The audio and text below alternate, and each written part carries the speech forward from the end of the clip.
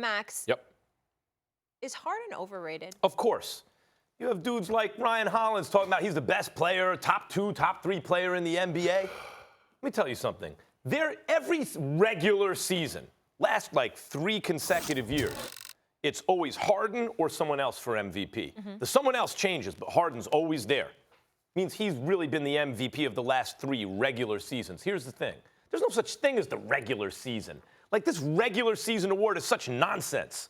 The NBA season has a 2-month postseason. 16 out of 30 teams make it, which means you have a better than 50-50 shot of making the postseason. There's no such thing as an MVP that comes from a non-playoff team. So since that's the case, why are we not waiting till the end of the playoffs? Not just regular season MVP, then finals MVP with no playoff MVP. Why don't we wait till the end of the playoffs, finals, and everything, and then say, all things considered, who's the MVP? Doesn't have to come from the finals winner. Why are you dancing around the question? The MVP. Why are you dancing around the question? It's about being overrated, not an 82-game season. That's not what it's in question right now. Therefore, what we would say after every single season is James Harden is not in the conversation for MVP.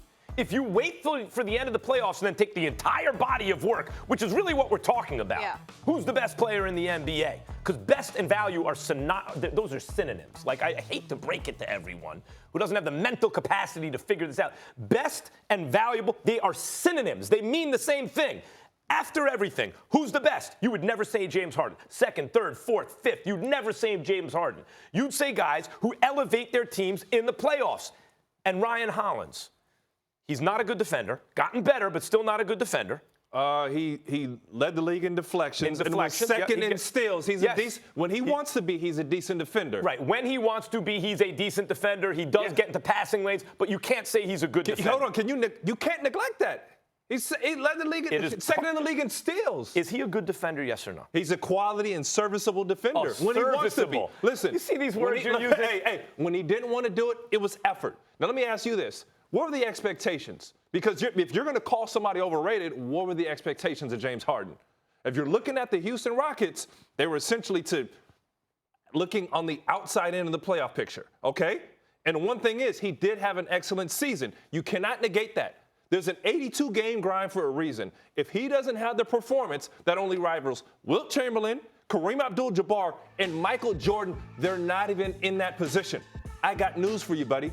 The one thing about the NBA playoffs is everything gets down to details. They are going to come out and dissect your team and the personnel play by play, personnel by personnel, person by person.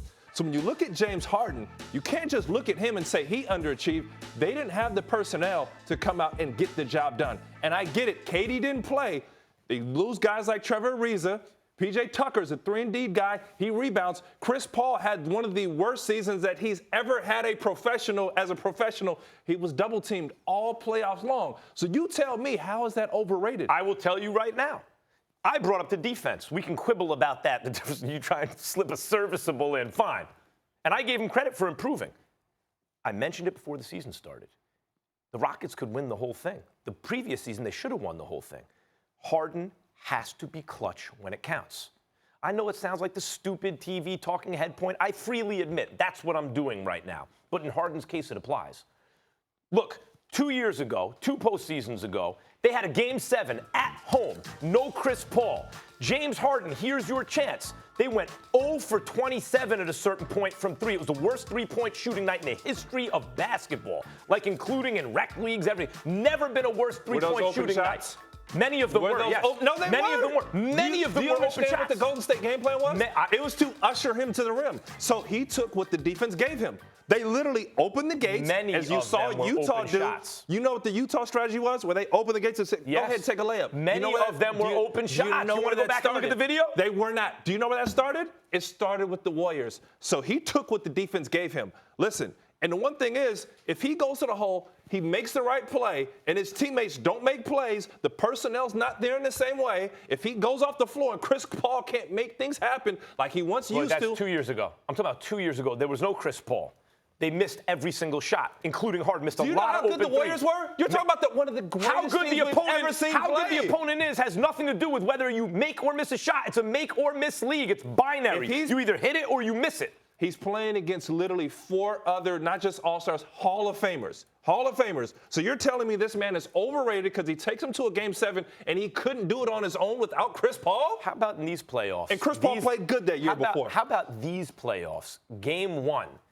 Game's on the line, like clockwork. You can set your watch to it. I knew it. Here it comes, end of the game, on the road. You have a chance to win the game. Dribbles out of bounds. Right, of course, it's Harden time. Next trip up the floor. Game on the line. Open look at 3. He's so concerned with jumping under Draymond Green's legs and looking for the refs to bail him out. He misses the shot. Is that a bailout? Hold on. It's not a bailout. It's a foul. You got to let the shooter land. That is a game-changing play. Let the shooter land. He jumped under Draymond. He didn't jump under Draymond. Okay, there are a couple. He was looking for the call. There are about 4 or 5 instances that could change in a point differential of a game where Klay Thompson steps clearly under James Harden. That changes what they do. Ryan, that's how these guys win. Ryan, I understand James Harden's a great player. I hope if James is watching, you understand. I understand he's a great player. But I'm holding him to a very high standard. Who had him as the favorite to come out? You were talking about he's the best player in basketball this year. You were saying that. My expectations were in a championship, and what he did impressed me. So when I say overrated, I'm saying that James did. Listen, is he a top 5 player? He overexceeded expectations. Yes, he's a top 5 player.